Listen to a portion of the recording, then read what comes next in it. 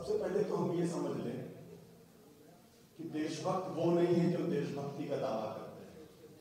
उनके पुरखों ने तो हिंदुस्तान के साथ गद्दारी की थी, वो गद्दार लोग।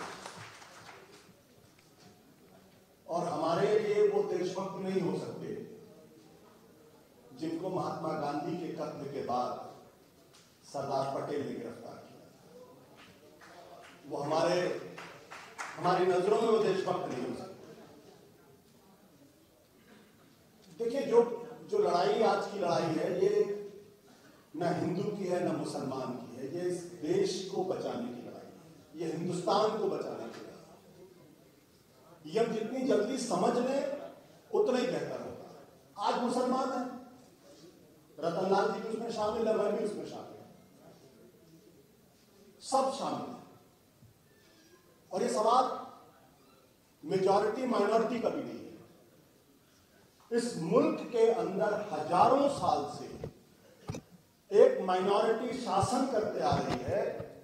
उसको इस संविधान से प्रॉब्लम है, क्योंकि संविधान उनके हजारों साल के शासन को चैलेंज करता है, चुनौती देता है। उनको कहता है कि जो असली लोग हैं उनके हाथ में शासन होना है, इसलिए उनको तकलीफ।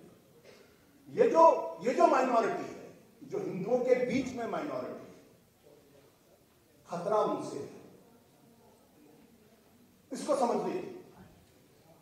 जो इस समाज के दलित हैं, पिछड़े हैं, वो तो हजारों साल से बहुसंख्यक थे, मेजॉरिटी में थे। क्या उनका हक मिला? क्या उनका हक किसी ने दिया? उनको तो खुद भागवत जी कहते हैं कि पशुओं से बदतर जिंदगी को दी गई। आज जब वो अपने हक के लिए खड़े हो गए, जब वो कह रहे हैं कि मुझे हमारा हक मिलना चाहिए, मुझे इंसानों का दर्जा मिलना चाहिए, तब ये लोग खड़े हो रहे हैं, कह रहे हैं कि तुम सब लोग देशभक्त नहीं हो, तुम लोग गद्दार। ये लड़ाई दरअसल वहां पे आई। इसलिए मैं कभी इस मामले में मुझे दिमाग में कोई कंफ्यूजन नहीं था।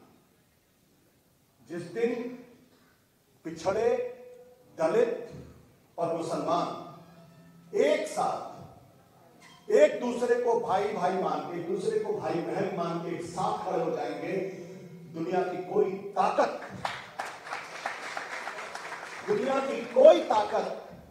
आपको दबा नहीं सकती। आज हम इसलिए दबे हुए हैं क्योंकि हम जातियों में बटे। हमारी पहचान दलित की कर दी गई, हमारी पहचान पिछड़ों की कर दी गई, हमारी पहचान कुर्मी की कर दी गई, कोयरी की कर दी गई है, गुप्ता की कर दी गई है, अग्रवाल की कर दी गई है, ब्राह्मण की कर दी गई, क्षत्रिय की कर दी गई है, और दलित तो है ही।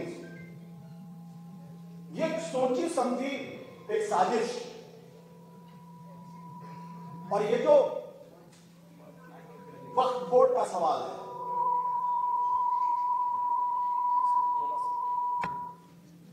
तो मेरी आवाज बुलंद है, बिना इसके भी शाम हल। हाँ, तो इस बात को समझने की जरूरत है। और मैं इसलिए कहता हूं, देखिए, ये लोग जो है, हमारे बहुत सारे साथी कहते हैं लड़ाई नरेंद्र मोदी से, कोई नरेंद्र मोदी से लड़ाई नहीं। हमारे लोग कहते हैं लड़ाई भारतीय जनता पार्टी से, कोई लड़ाई भारतीय जनता पार्टी से नहीं। असली लड़ाई आरएसएस से। वो जो नागपुर में बैठ के जो प्लान कर रहे हैं, वो जो साबित करने की कोशिश कर रहे हैं कि ये लड़ाई हिंदू और मुसलमान के बीच की लड़ाई, हिंदू मुसलमान के बीच की लड़ाई नहीं है। हिंदू और मुसलमान तो सदियों से साथ रहे हैं। ये लड़ाई उनकी है जो हिंदुत्ववादी है, ये समझने की जरूरत है।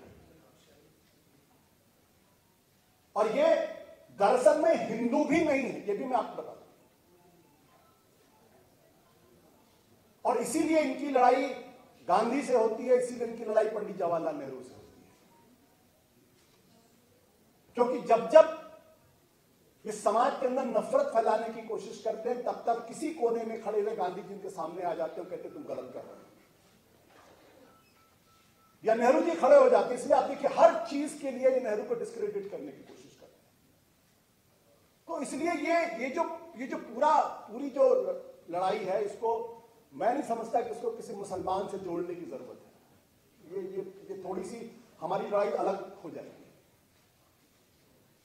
आपसे ज्यादा गालियां या आपसे कम गालियां मुझे नहीं पड़ती, या मेरे जैसे बहुतों को गालियां नहीं पड़ती। रतनलाल जी तो एक अपनी बात कह रहे थे, पुलिस पहुंच गई। मेरे भी सारे खातों की कई बार पड़ताल हो चुकी है, क्योंकि वो कहीं कोई कामा फुल स्टॉप खोजना चाहते हैं उसको, यहां से गलती मिले फिर उसके बाद मीडिया में चलने लगे। और मैं शाहिद साहब है नहीं, शाहिद साहब चले गए, खामखा मीडिया को गाली दे रहे हैं। मीडिया की तो मौत बहुत पहले हो चुकी, 2014 में इसकी मौत हो चुकी। अब ये पत्रकार नहीं रहे, दलाल रह गए सिर्फ, और दलालों से आप पत्रकारिता की उम्मीद कर रहे हैं, जिनको यही नहीं पता कि इस्लामाबाद कहां, कहते इस्लामाबाद पे कब्जा हो गया।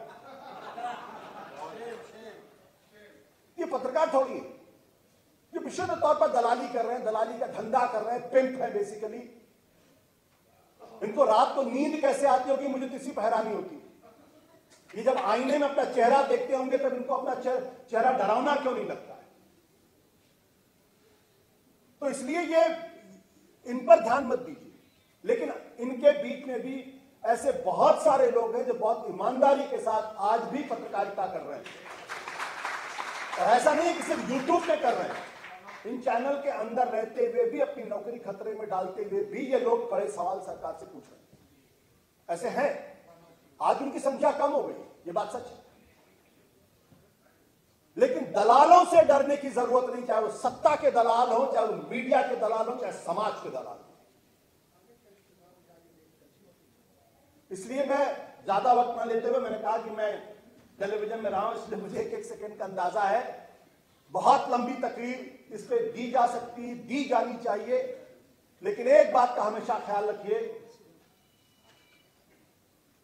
कि हम हिंदुस्तानी थे, हिंदुस्तानी हैं, हिंदुस्तानी रहेंगे। दुनिया की कोई ताकत हमको अलग नहीं कर सकती। अगर किसी मुसलमान के साथ कभी कोई दिक्कत पैदा होगी तो हिंदू खड़ा होगा, अगर किसी हिंदू के साथ खड़ा होगी तो मुसलमान खड़ा होगा, अगर किसी हिंदू मुसलमान के साथ होगा तो ईसाई खड़ा होगा, सिख खड़ा होगा। और ये चाहते हैं कि हम ये कहना बंद कर दें हिंदू मुस्लिम सिख ईसाई आपस में सब भाई भाई। ये षड्यंत्र उस एकता को तोड़ने की है, और हिंदुओं के बीच में जो अल्पसंख्यक है अपना वर्चस्व वो हम पे कायम रहे, इसके लिए वो सारा षड्यंत्र कर रहे हैं। इसलिए किसी मोदी से मत लड़िए, आरएसएस से लड़िए, उसके हिंदुत्व से लड़िए। धन्यवाद।